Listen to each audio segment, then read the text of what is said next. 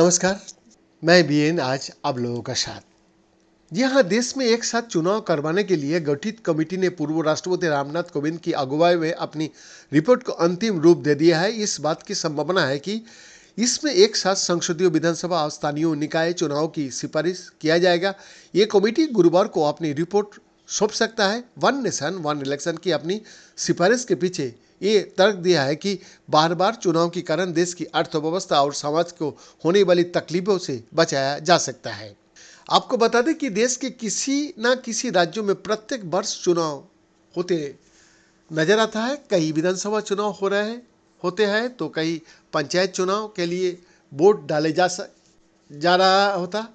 साल में करीब 200 से 300 दिन मतदान में ही निकल जाता है।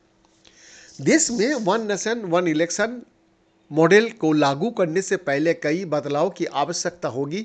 सभी चुनावों को लिए एक वोटर लिस्ट अपनानी होगी। इसके अलावा संविधान संशोधन की भी आवश्यकता पड़ेगी। इसके लिए इस रिपोर्ट में एक रोड मैप प्रदान किया गया है। सूत्रों से मिली रही जानकारी के मुताबिक लोकसभा चुनाव की घोषणा से पहले इसे राष्ट्रपति द्रौपदी मुर्मू को सौंपा जाएगा। कई राज्यों में अलग अलग समय पर विधानसभा चुनाव हुआ है। लोकसभा चुनाव के साथ उन सभी राज्यों में चुनाव करवाने के लिए कुछ राज्यों में समय से पहले चुनाव करवाने होगी। वही कुछ राज्यों की सरकार को विस्तार देना होगा। आपको बता दें कि हाल के कुछ दिनों में विभिन्न दलों की प्रतिनिधियों ने इस विषय पर पूर्व राष्ट्रपति की अगुवाई वाली कमेटी के समक्ष अपना पक्ष रखा। भाजपा और उसके सहयोगी दलों ने एक साथ चुनाव कराने के लिए अपना समर्थन दिया है। वही कांग्रेस और उसके सहयोगी दल डीएमके, एनसीपी और टीएमसी ने इसका विरोध किया है। बीजेपी और एआईएडीएमके इसके समर्थन में है। रिपोर्ट में निर्वाचन आयोग, विधि आयोग और कानूनी विशेषज्ञों की राय भी शामिल है।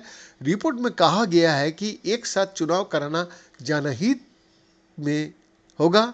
इससे आर्थिक विकास तेज होगा और महंगाई नियंत्रित होगी। बीएन की रिपोर्ट।